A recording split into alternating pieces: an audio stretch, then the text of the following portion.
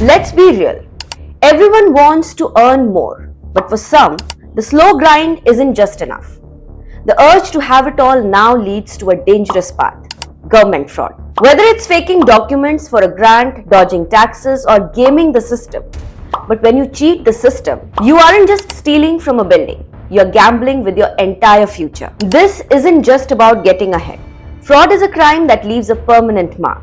Today, I'm taking you inside the mind of a man who pulled off the biggest cash haul in the history of India.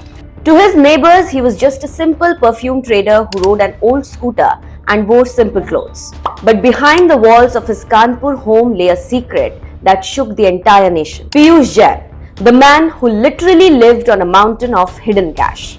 The 2021 raid on Kanpur-based businessman Piyush Jain remains one of the most famous cases in Indian history because of the sheer scale of the recovery.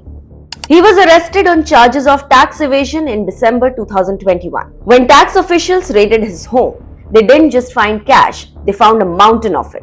We are talking over 257 crore rupees in cold hard cash along with gold and silver. Unaccounted sandalwood oil, perfumes worth crores were also seized from Jain's factory. Jain was arrested by the DGGI Ahmedabad on December 27, 2021.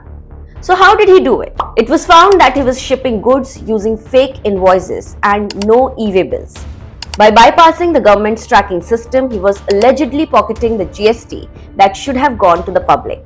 It was a huge web of tax evasion hidden behind a modest lifestyle. The lesson here is simple. Fraud might give you a mountain of cash today, but it guarantees a mountain of trouble tomorrow. Tell me what you think in the comments below. Thanks for watching.